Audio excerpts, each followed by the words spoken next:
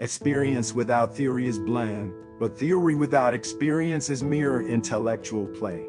All our knowledge begins with the senses, proceeds then to the understanding, and ends with reason. There's nothing higher than reason. Morality is not the doctrine of how we may make ourselves happy, but how we may make ourselves worthy of happiness.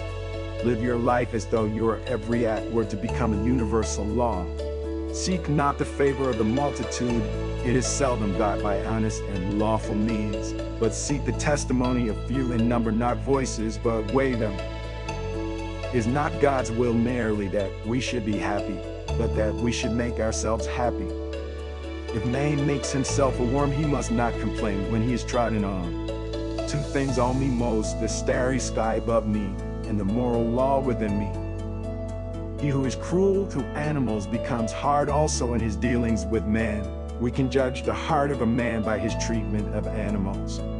It is beyond a doubt that all our knowledge begins with experience. Thoughts without content are empty, intuitions without concepts are blame. It is not necessary that whilst I live happily, but it is necessary that so long as I live I should live honorably. All the interests of my reason, speculative as well as practical, combine in the three following questions. 1. What can I know? 2. What ought I to do? 3. What may I hope? But although all our knowledge begins with experience, it does not follow that it arises from experience. Metaphysics is a dark sin without shores, or lighthouse strewn with many a philosophic wreck. Out of timber so crooked as that from which man is made, nothing entirely straight can be carved. Even philosophers will praise war as ennobling mankind, forgetting the Greek who said, war is bad and that it begets more evil than it kills.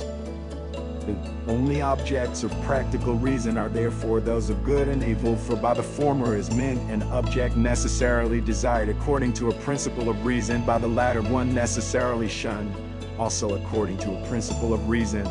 All thought must, directly or indirectly, by way of certain characters, relate ultimately to intuitions, and therefore with us to sensibility, because in no other way can an object be given to us.